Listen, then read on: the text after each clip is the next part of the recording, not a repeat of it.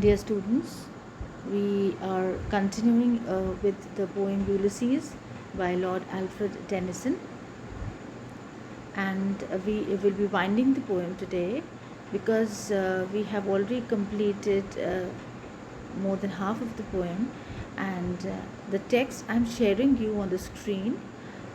We stopped last time when we were talking about the way Ulysses has expressed his concern and also his appreciation for his son Telemachus, and he also wants to hand over him all his kingly duties and responsibilities, and this is the way he wants to move on his journey of travel and adventure. So let's continue with the further lines. There lies the port, the vessel puffs her sail, there gloom the dark broad seas. My mariners, souls that have toiled and wrought and thought were me. So he's saying that the port he's addressing, and he's in fact thinking about this thing that he has decided to sail. The port is there, the vessel puffs her sail, the ship is ready for the voyage, and there gloom the dark broad seas of mariners. Gloom again is a word that signifies darkness also, sadness also, a kind of dullness also. So these two words are related to each other, dark and gloom. So dark here also means something which is gloomy, which is dull. So they gloom the dark broad seas. So again, seas, that is the ocean, which is also called as dark and broad. So there is a personification here, and we can also say there's a transferred epithet because a sea is being called gloomy and dark, and of course it's broad here means wide. You all know wide means huge. And he's saying, my mariners, that is, my fellow sailors, are there waiting for me. Souls that have toiled and wrought and thought with me. So now he's talking about the mariners and he's saying the fellow sailors. These are those souls that have toiled means labored, worked hard. Wrought means worked every moment. He worked very hard and thought with me. So they have not only worked hard, not only thought, but they have also labored with Ulysses on his entire voyage. That ever with a frolic welcome took the thunder and the sunshine, and opposed free hearts, free foreheads, you and I are old. So here he is saying that ever with a frolic welcome took. These sailors with a frolic welcome, what did they took? They, frolic means light-hearted way, in a very happy way, joyful way, in a way of ecstasy. They took the thunder. Thunder means the fair and the foul weather, both the good and the bad weather. They took it very lightly. The thunder and the sunshine, of course, they're apart because when we sail on the ship, then the tides and the weather also plays a very important role. So the thunder and the sunshine here refers to both the foul and the fair weather, that's the good and the bad weather, whether it's raining or whether it is sunshine. So he says that they took everything in their own stride with so much of joy, and opposed free hearts, free foreheads. So he's saying that they did not, the fellow sailors, they had a free heart. They faced the rough weathers and smilingly and with a cheerful heart and spirit. So he says that they faced the hardships cheerfully with free hearts and free foreheads. You and I are old. Now he is saying that his fellow men and he himself have become old now, but they do not feel discouraged due to that. Old age hath yet his honor and his toil. So he says that old age too has its benefits. Ulysses tells his companions that even in old age they might do some enterprising deeds and earn fame.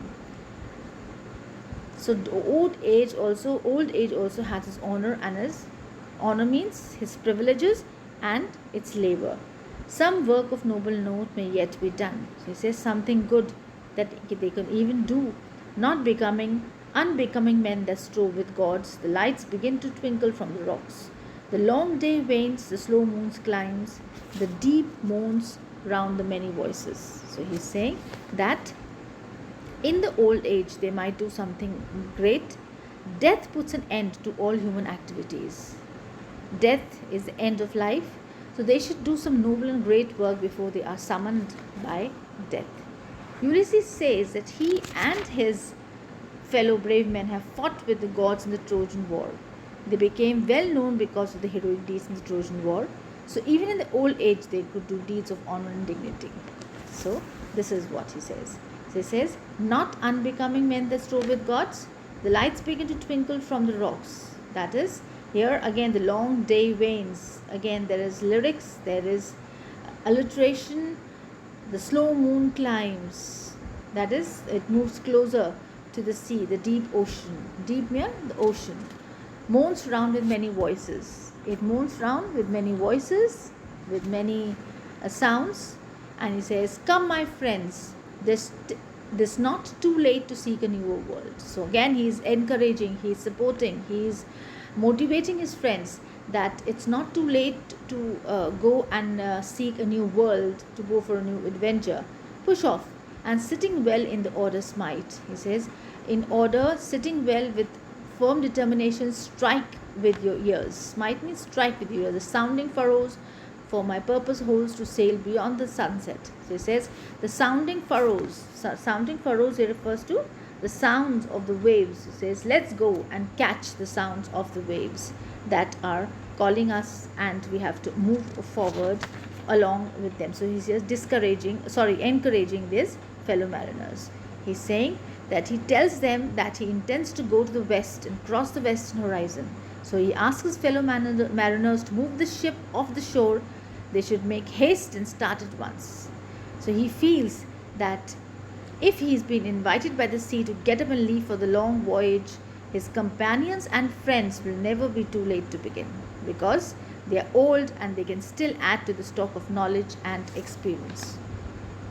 So he says, for my purpose holds to sail beyond the sunset and the bay and the bath, that is the home of all the western stars, until I die.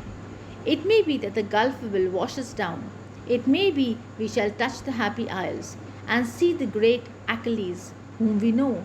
Though much is taken, much abides. And though we are not now the strength which in old days moved earth and heaven, that which we are, we are. One equal temper of heroic hearts, made weak by time and fate, but strong in will, to strive, to seek, to find, and not to yield. Now, this is the most beautiful and the wonderful lines, the last line of this poem. How beautifully this poem ends.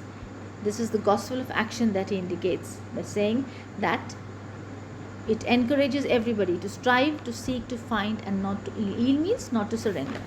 So he says we have to strive, we have to work hard, but you don't have to surrender. So he asks his fellow mariners to get ready for the next voyage. That is, he aims to sail beyond the western horizon.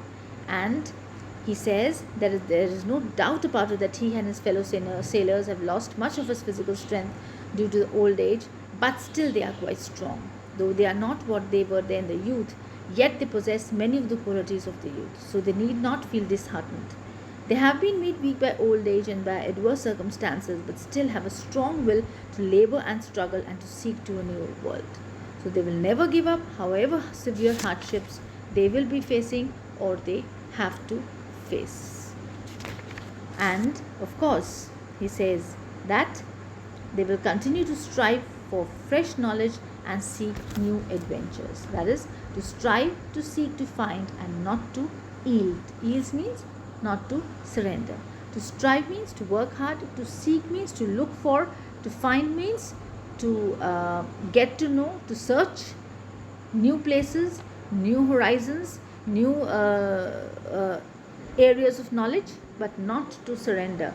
And surrender here means not to surrender in front of death, not to surrender in front of old age, and not to surrender in front of any difficulties, any hardships, or any obstacles. So this is the way, on a very optimistic note, the poem ends. Now I think it's quite an interesting poem, and I just wanted to tell you that we talk about the happy as and the great Achilles. Now, Achilles was the Greek hero and one of the friend of Ulysses who fought in the Trojan War.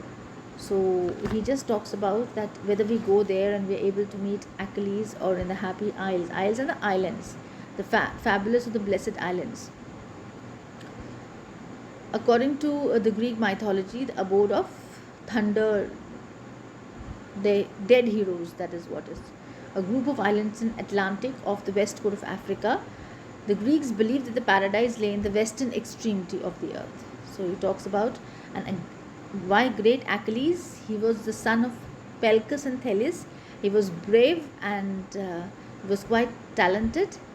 And after being killed by Hector and the other Trojan chiefs, he himself fell off the hand of Paris. So he arrived, he has received an arrow in the heel. So Achilles died with an arrow in the heel. So this is what happened. This is what the story is of Ulysses. So it's a dramatic monologue. It's beautiful and it's worthy to be read. Now I'll be sharing the PDF along with the video, and we'll continue with the next poem in the next lecture. Thank you so much.